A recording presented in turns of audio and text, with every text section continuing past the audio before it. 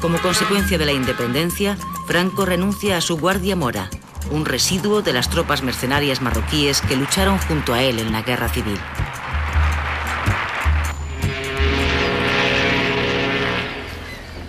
En 1957, España está al borde de la bancarrota.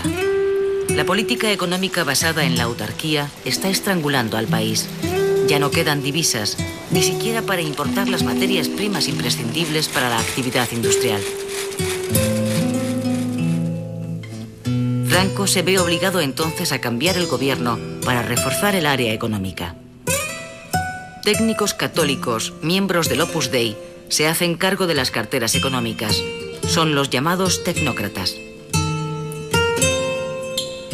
El agravamiento de la situación obliga a Franco a dar un giro radical a su política económica. En 1959, y muy a su pesar, aprueba un plan de estabilización. A partir de entonces, la economía española se liberaliza. El mercado español se abre al exterior y se autoriza la entrada de inversión extranjera. La peseta sufre una de las mayores devaluaciones de su historia y pierde casi la mitad de su valor. Mi peseta, ¿qué le pasó a mi peseta?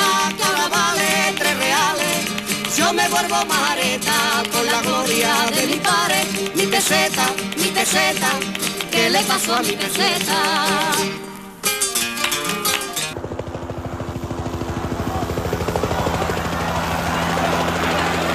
En 1959, coincidiendo con el 20 aniversario del final de la Guerra Civil, Franco inaugura el Valle de los Caídos. El monumento está muy cerca de El Escorial, la que fue residencia de Felipe II y es panteón de los reyes de España.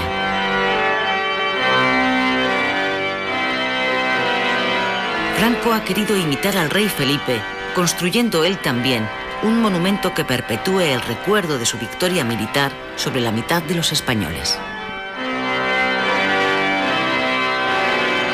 Pocos días antes de la inauguración han sido trasladados hasta aquí y enterrados los restos de José Antonio Primo de Rivera, fundador de la Falange. También Franco tiene previsto ser enterrado en el Valle de los Caídos, junto al altar mayor.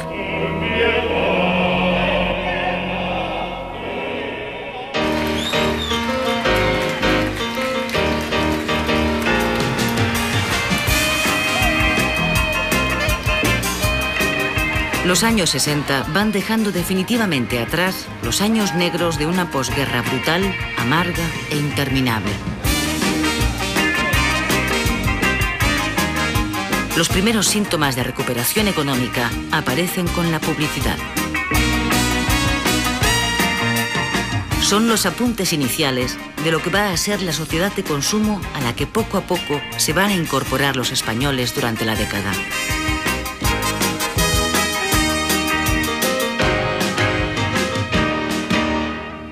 Ya no queda nada. Echad una mirada porque se me ha escapado algo. La emigración masiva del campo hacia la ciudad se produce entonces. Más de 3 millones de personas abandonan sus tierras en esos años en busca de una vida algo mejor. ¿Quieres más agua? Dale agua. Corriente. Aquí le das al grifo y tú el agua que quieras.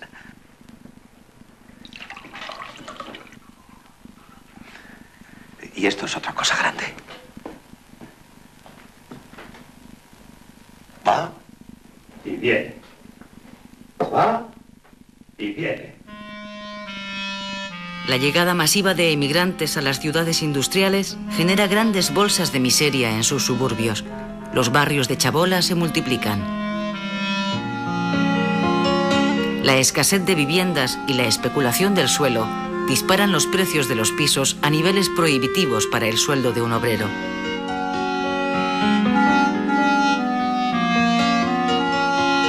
Las reformas en las empresas y los ajustes de plantilla incrementan el desempleo.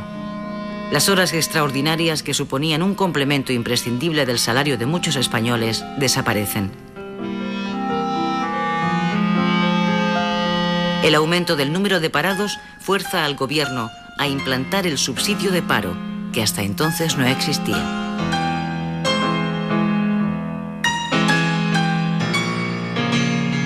1 millón de trabajadores abandona España durante la década de los 60. Emigran a los países industrializados de Europa: Francia, Alemania, Suiza. Una parte importante del desarrollo económico español de esos años se va a financiar con las divisas que envían a su casa los emigrantes. El plan de estabilización consigue producir en los años 60 un espectacular desarrollo económico. Durante toda esta década, España mantiene un crecimiento medio anual del 7%. La industria se convierte en el motor del crecimiento. El país se industrializa de modo acelerado. España deja de ser un país eminentemente agrícola. El desarrollo es tan notable que el propio régimen lo bautiza como el milagro español. La propaganda del nodo se lo recuerda una y otra vez a los españoles. Los aviones que surcan nuestro espacio, las líneas de transporte, los chorros de agua que ríen en los aliviaderos y el humo de nuestras chimeneas, que no es el humo de una vana ilusión, sino el testimonio real de un esfuerzo logrado, son el feliz augurio de un brillante porvenir industrial de la España actual.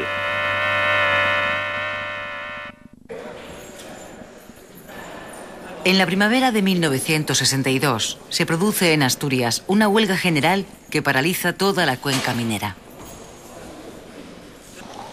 En este conflicto aparece por primera vez Comisiones Obreras, sindicato de inspiración comunista que va a liderar la acción de la oposición obrera al franquismo con el apoyo de la Unión General de Trabajadores y de otros pequeños sindicatos. La huelga de Asturias se extiende a otros puntos de España, pero donde obtiene una respuesta más amplia es en el País Vasco. El conflicto obrero alcanza tal envergadura que el gobierno declara de nuevo el estado de excepción.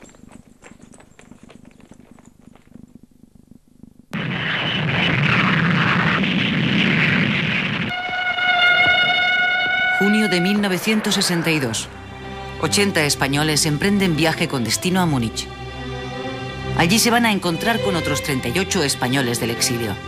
Todos ellos se disponen a participar en el cuarto Congreso del Movimiento Europeo. En ese foro se van a discutir, entre otras cosas, las condiciones para una posible entrada de España en la Comunidad Económica Europea. Para sorpresa de todos, a comienzos de ese mismo año, el gobierno español había solicitado oficialmente la apertura de negociaciones para el ingreso de España en la comunidad.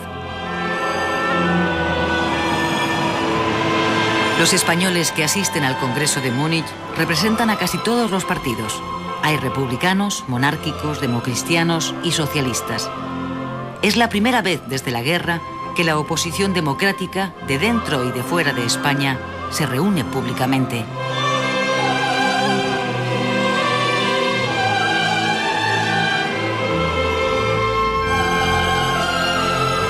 El único partido que queda excluido de la reunión de Múnich es el Partido Comunista.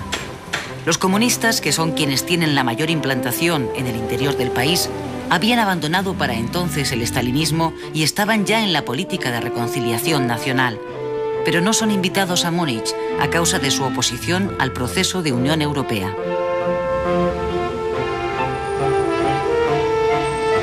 Después de varios días reunidos, los asistentes al Congreso aprueban una resolución que recoge las condiciones que España deberá cumplir para poder aspirar a integrarse en Europa. Principalmente, la restitución de instituciones democráticas en el país y su renuncia a toda clase de violencia.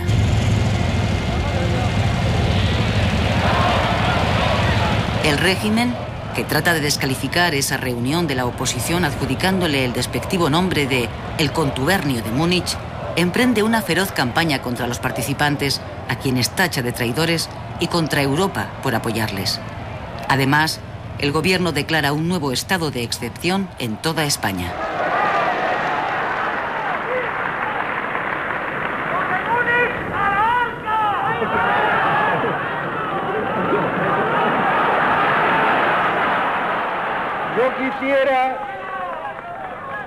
Yo quisiera que el extranjero que tanto nos calumnia pudiese contemplar pudiese contemplar este espectáculo aleccionador para decirle: he aquí mis poderes.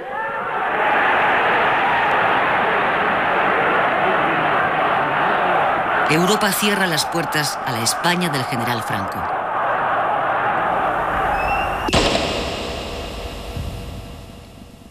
El incremento de las protestas sociales y la creciente actividad de la oposición llevan al régimen a crear en 1963 un nuevo órgano de represión, el Tribunal de Orden Público, el TOP.